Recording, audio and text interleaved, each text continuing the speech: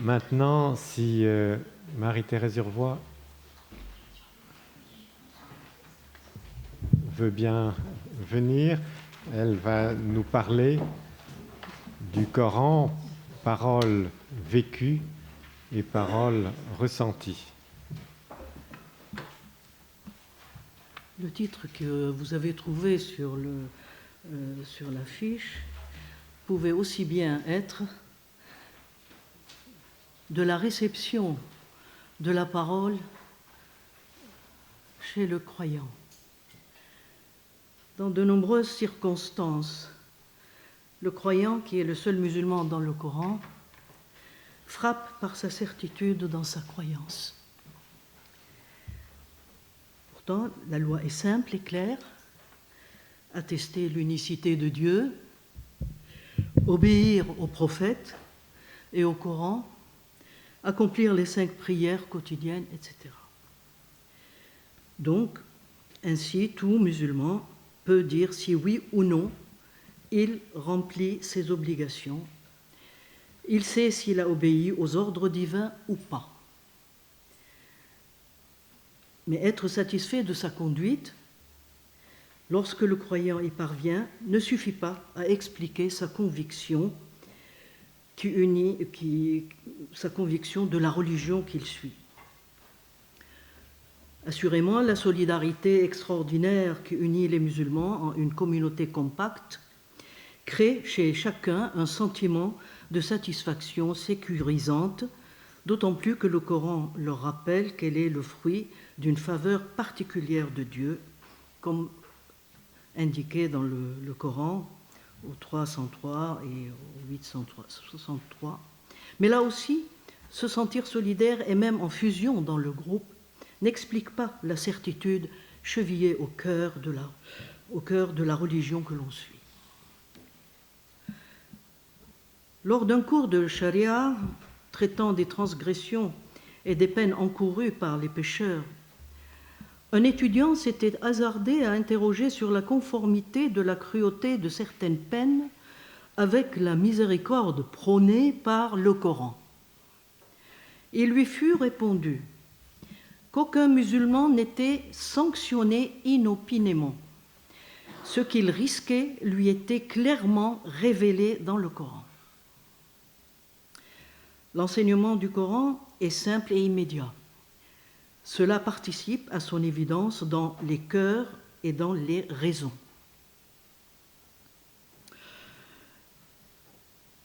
Cette assurance étonnante du musulman dans un cercle clos de logique hermétique doit être rattachée au concept même de l'homme croyant dans le Coran. Ce concept repose sur une base à double socle. 1. La simplicité et l'immédiateté du contenu dogmatique et doctrinal. 2. Les qualités formelles du style coranique qui aboutit au prodige à valeur dogmatique de l'inimitabilité du Coran. Dans le premier socle, on trouve tous les éléments constitutifs de la théologie naturelle, à savoir tout ce que la nature concrète fait saisir sur Dieu, son Créateur, et sur toute la création, à commencer par l'homme, la plus importante des créatures. Le Coran contient également un enseignement spécifique, une exigence dans le mode de vie que Maudoudi exprime ainsi: il a révélé le juste code de vie. Ce faisant, il justifie l'autorité du prophète et d'autres commandements assimilés. À ce niveau, on ne parle plus des mêmes critères de vérité. L'enseignement relève d'autres causes. La théologie naturelle semble écarter tout surnaturel. Pourtant, concomitamment, d'après le Coran, Dieu intervient dans l'histoire, envoie des prophètes pour rappeler aux hommes cette théologie naturelle et leur dicter un code de vie. L'ensemble des actes divins donne à l'islam un statut particulier et fera dire à Muhammad Abdou que l'ultime révélation est descendue lorsque l'humanité avait atteint la maturité nécessaire pour la recevoir. Somme toute, le Coran offre une théologie naturelle en tant que rappel surnaturel adressé après avoir été mérité à une communauté qui le soutient et le promeut. Le Coran s'éroge une part de surnaturel dans la mesure où les théologiens parlent de la surnaturalité des miracles, nonobstant le fait que l'homme, lui, demeure à l'état naturel. La difficulté persistante est que dans la vie ordinaire, la réalité des rapports entre créature et créateur sont de l'ordre intime. Toutefois, le Coran révèle un Dieu qui s'intéresse à sa création. Il envoie aux hommes messages et envoyés pour qu'ils puissent parvenir au paradis. Il veut leur salut et s'intéresse à leur présent comme à leur avenir. Cette intervention personnelle de Dieu comporte donc une théologie naturelle et fait que le Coran soulève la question des rapports de Dieu à l'homme, croyant ou pas. Dans le Coran, l'homme est un être intelligent. Le Coran lui expose les signes sur l'existence, la sagesse, la toute-puissance, la miséricorde divine. Les apologètes musulmans contemporains, pour démontrer le caractère rationnel et pédagogique du Coran, soulignent les occurrences des formules coraniques telles que « pour un peuple qui réfléchit, qui raisonne, qui médite », etc. Mais aussi des vitupérations, alors que vous savez, vous persistez dans telle position, etc. Dieu enseigne donc tout au long du Coran tout ce que l'homme ne sait pas. Le thème du savoir est capital dans le Coran. Parmi les hommes, seuls les savants craignent Allah. 35-28. De telles assertions révélées en boucle ont un effet considérable sur le mental du musulman. Toute sa vie, il s'emploiera à théoriser, à justifier sa certitude psychologique. On ne peut s'empêcher de se souvenir de Louis Massignon et de l'une de ses formules, aussi brillante que caricaturale, répartissant les trois vertus théologales par l'affirmation que si Israël est enraciné dans l'espérance, la chrétienté vouée à la charité, l'islam est centré sur la foi. Il cita aussitôt la parole que lui adressa un musulman lambda « Vous autres, vous savez, mais nous, nous croyons ». Ce qui contredit d'ailleurs ce que nous venons de voir concernant le savoir. Ceci est à considérer avec la tradition prononcée par le prophète « Personne n'a reçu autant de certitude que ma communauté ».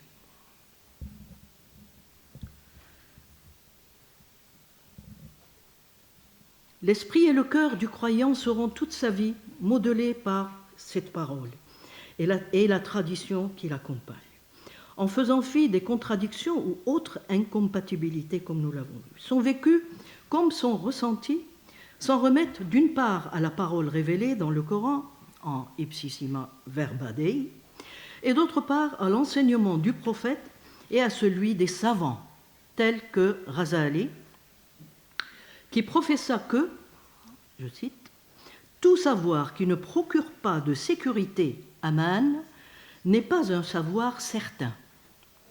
Le constat est net d'une superposition d'une valeur spiritualisée de la parole dans le Coran avec une fonction concrète, expliquée et enseignée par les théologiens qui procurent l'ataraxie de la conviction. » Ainsi, Razali, dans son Ihya, indique-t-il que la lecture du Coran, on cite, ouvre aux hommes la voie du raisonnement et établit la différence entre licite et illicite.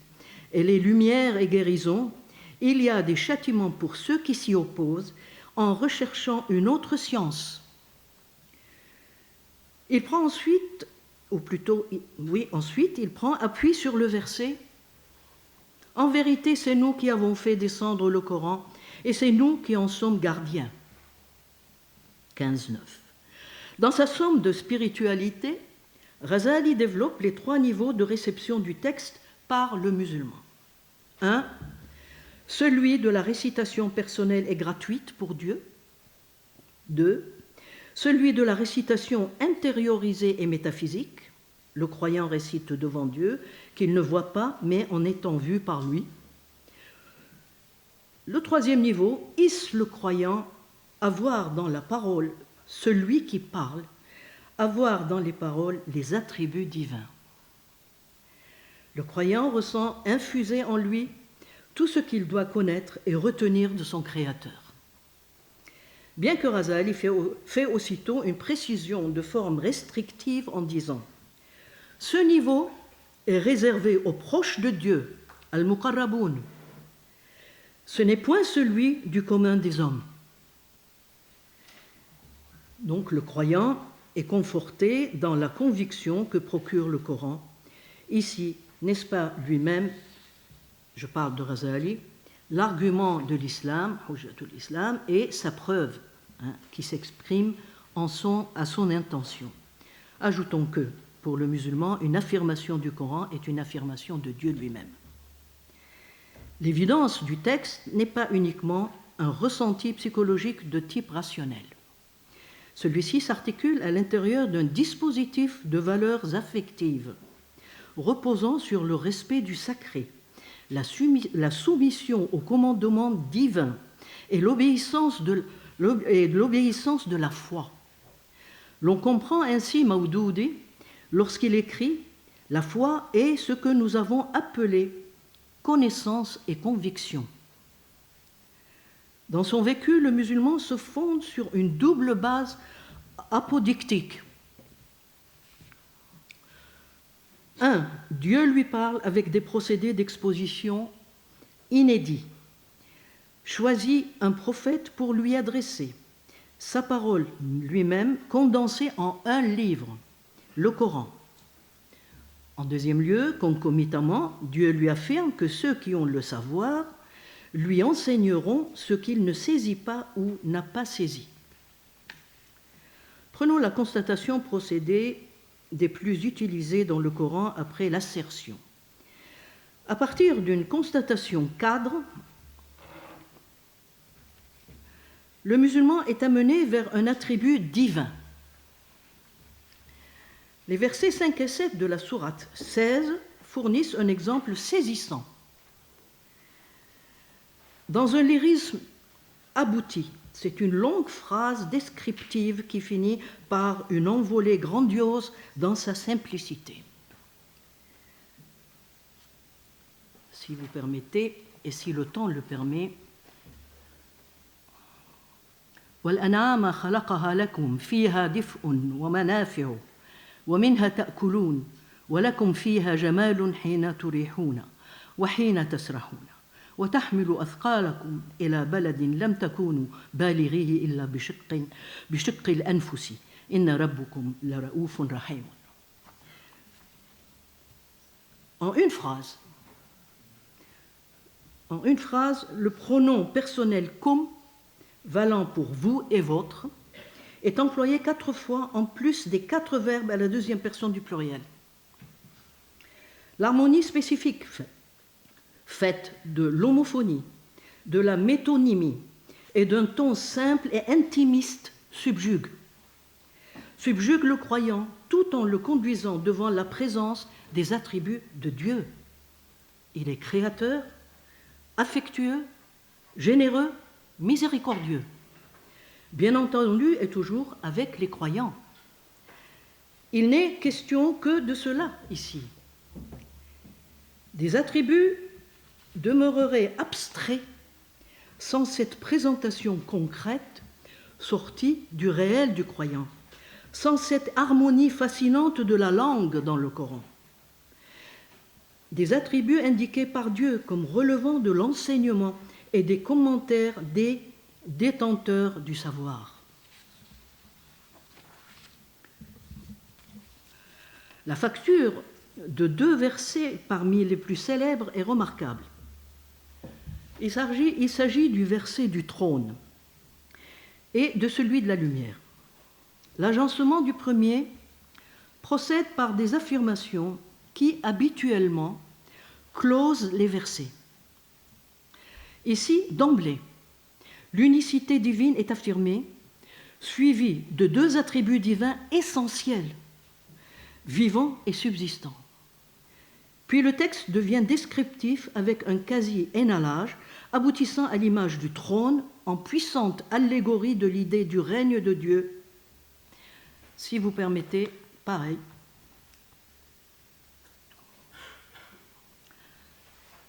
Allahu la ilaha illa huwa al-hayyul qayyum. La ta'khudhuhu sinatun wa la nawmun lahu ma fi as-samawati wa ma fi al-ardi. Man dha alladhi yashfa'u 'indahu illa bi'idhnihi. Ya'lamu ma bayna aydihim wa ma khalfahum. Wa la yuhituna bi shay'in min 'ilmihi illa bima sha'a. وسع كرسيه السماوات والأرض ولا يؤوده حفظهما وهو العلي العظيم. Donc, plaît-il?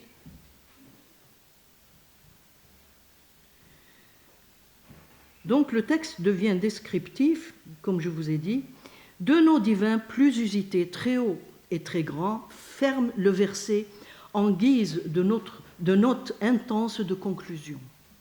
Le croyant se sent pénétré par la parole tellement belle, tellement ordonnée qu'on en est vrai. Cependant, on peut remarquer que les affirmations du verset appartiennent à l'expression langagière d'autres monothéismes, vivant et subsistant avec les mêmes racines sémitiques. Dans Daniel 6, 27, sommeil et somnolence, pareillement dans le psaume 121 et 4. Ce qui est inédit ici, c'est l'agencement propre au Coran, dicté par Dieu, source suprême et garant de l'origine divine de la parole. Chez le croyant, la réceptivité se confond avec la conscience et la persuasion avec la croyance. Son ressenti participe avec son vécu. Poétique, le verset de la lumière, 24-35, emploie deux autres expressions sémitiques. Donc, l'énumération et la gradation, at-tartib wa ta'did. La parabole de sa lumière est comme une niche rappelle indubitablement un passage de Zacharie 4, 2 à 3. Et l'olivier, image, symbole, est à rattacher au texte talmudique. La lampe des solitaires se trouve dans la poésie anté-islamique ou dans les textes de moines chrétiens rencontrés au nord de l'Arabie. C'est dire la puissance suggestive de ces versets pour un homme, familier de ces images ou pas. Ils se sont emportés à la fois par la délectation lexicale et par l'enchaînement syntaxique. Vocabulaire et propositions sont vérité pour la conscience. Le raisonnement coranique caractéristique se présente dans la majorité des cas à l'intérieur d'un système binaire. Il y a Dieu et ce qui n'est pas Dieu, le vrai et le faux, le croyant et l'infidèle, le bon ordonné et le mal interdit, le châtiment et la rétribution, etc. Ce dualisme est parfois une pure figure de style, bien connu dans la poésie sacrée de certaines langues sémitiques comme le syriaque. Néanmoins, le Coran coulera son raisonnement dans ce prototype binaire, avec effet immédiat en raison de la forme systémique de la tonalité générale donnée du texte. L'ensemble fera parler Massignon de, je cite, « dialectique du dilemme et l'alternance entre la présence et l'absence du fait ». Il désignera une logique de l'intuition que le Coran présente comme loi révélée à la raison. Pris parmi une multitude d'autres pareils, voyons le verset 28-88, où il est dit « Et n'invoque nulle autre divinité avec Allah, point de divinité à part lui, tout doit périr sauf son visage. À lui appartient le jugement et vers lui vous serez ramenés. » Donc, la tad'u ma'allahi ilahan akhara, la ilaha illa huwa, kullu shay'in halikun illa wajhahu, lahu al-hukm wal ilayhi turja'un. s'y succède un commandement et une affirmation. Et il finit par la justification de cette affirmation. Ce verset est l'illustration idoine de notre propos. L'ordre est sans faille. Il en va de même pour l'affirmation. La négation absolue 2 fois, suivie de l'exceptif, amplifie la portée escomptée. C'est la même particule illa 2 fois du cri monothéiste islamique La ilaha illallah, la cascade sonore jaillissante du lame submerge le cœur du croyant. Il y en a 11 lames dans 19 vocables dans la même phrase. Le cœur du croyant est investi et son esprit avec. Elle est ressentie comme un délice lexical des augures supérieurs. Ce type de construction de verset appelle une réponse tranchée. À chaque segment de la phrase, la réponse ne peut être que oui ou non. La première affirmation est au négatif, bien sûr qu'il n'est pas possible d'invoquer d'autres divinités que Dieu. Cette proposition ne cherche pas à s'interroger sur ces divinités éventuelles possibles, ni sur leur nature, mais appelle une réponse alliée à la dernière affirmation. Tout doit périr sauf son visage. Le Coran ne cesse de le rappeler. Dieu seul est éternel et parfait. Tout ce qui est homme montre sa contingence. Toute créature périt. Celui qui périt ne peut être Dieu. Comme tout périt sauf Dieu, lui seul est Dieu. Ce syllogisme, sans être exprimé, mais intuitivement perçu, dynamise l'affirmation coranique « Il n'y a pas de divinité sauf lui » de 255. Le Coran contient plus qu'une théologie naturelle. Selon le dogme islamique, il s'agit bien d'une théologie naturelle rappelée et revivifiée par une révélation concrétisée par une religion positive. Positive avec reconnaissance et d'un envoyé de Dieu auquel la communauté doit obéissance absolue et d'un livre sacré, le Coran, cœur battant d'un code de vie, Mawdoudi. Le croyant convaincu ne ressent point un besoin de rationalisation.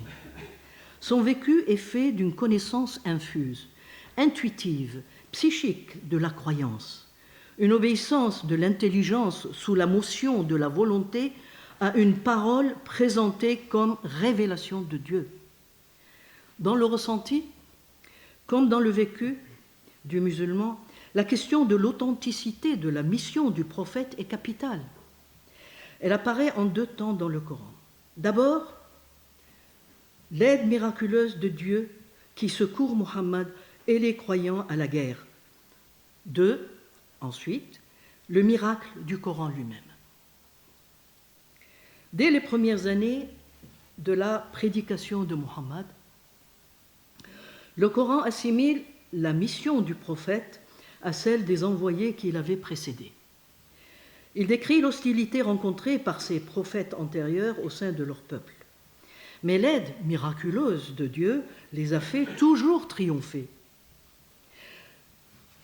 Il en sera de même pour Mohammed et le Coran de menacer ses ennemis.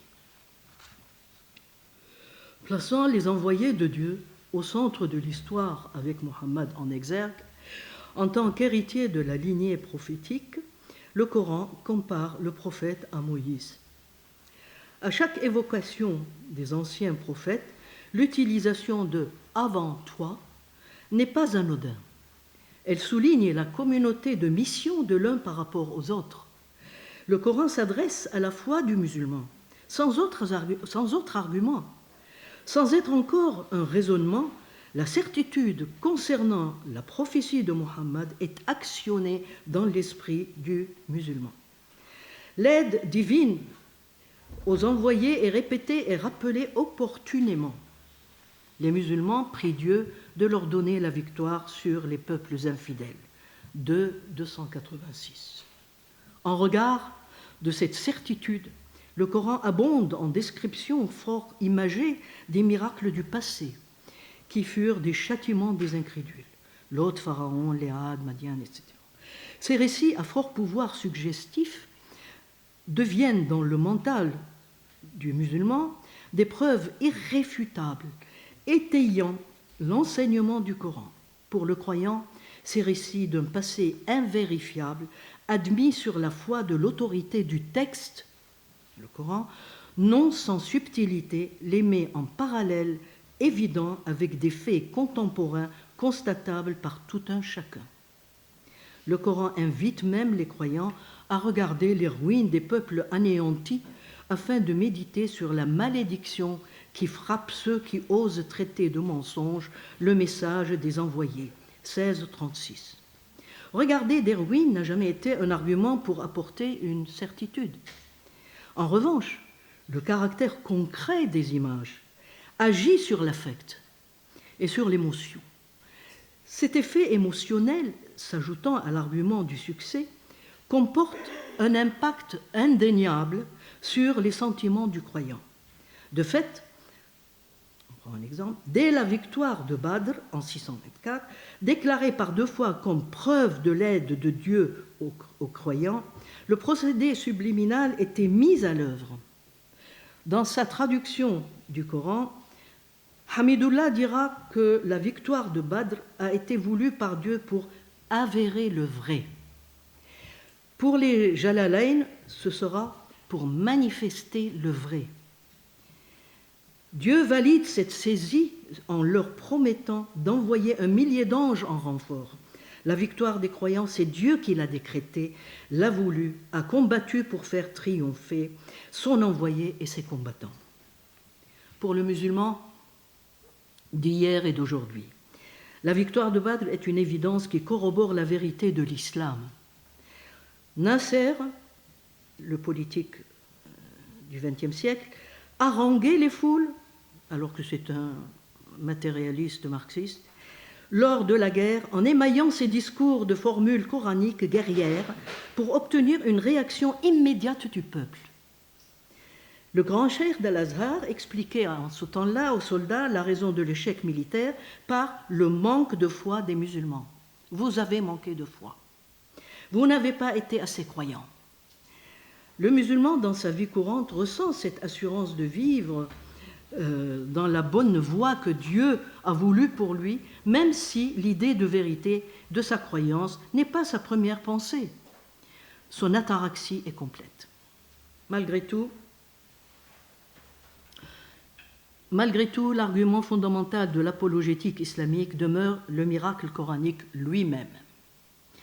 Nous lui avons consacré une étude, tant il s'est avéré que nous sommes, avec cet argument, au cœur de la certitude des musulmans. S'appuyer sur un miracle d'ordre littéraire et scripturaire est unique dans l'histoire religieuse de l'humanité. Les conséquences qui en découlent sont immenses, puisque ce livre provient tout entier de Dieu, du point de vue islamique. Il est la source de toute certitude. Il peut donner une grille de lecture des événements et tout fidèle qui voit la réalité à travers lui se sent à la fois valorisé personnellement et en sécurité totale dans ses démarches. Tout le reste prend alors un caractère relatif. Dit Jaumier.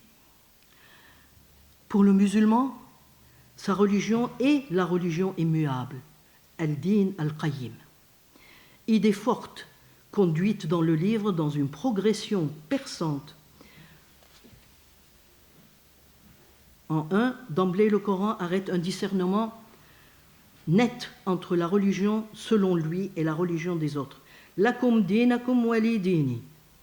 109:6. Ensuite, toujours dans la progression, au départ de la gradation, Dieu parle de la religion de l'immuable, din al-qayyimati, qui est wazalika dinul qayyimati. Dans la traduction de Médine, ils ont contourné la difficulté et ils ont traduit la religion de droiture. Mais chez les commentateurs et chez Blacher, c'est la religion de la communauté immuable. Troisième pas, il précise ensuite qu'il n'impose aucune gêne dans cette religion. Elle est donc pour tous, accessible à tous. Ma ja'ala alaykum fi ddini min haraj. Quatrième étape, le Coran insiste sur Dieu, accréditant Muhammad, il l'envoie comme son messager avec la religion de vérité.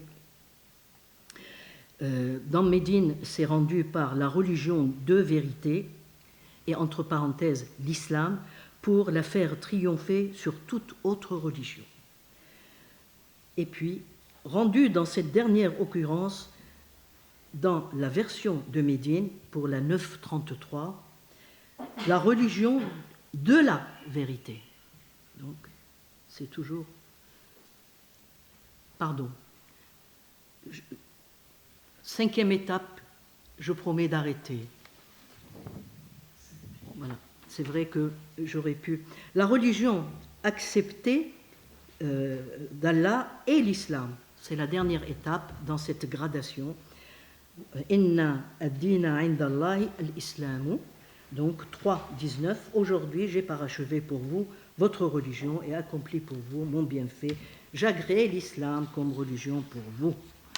Persuasif, cette parole écrite imprègne en élixir magique l'esprit du musulman, qu'il soit instruit, pieux, sociologique, pratiquant, soufi, non pratiquant, chacun aura à cœur d'interpréter la parole révélée. Jusqu'à la fin du IIIe siècle, après la fin de la révélation, le champ de cette activité était plus ouvert.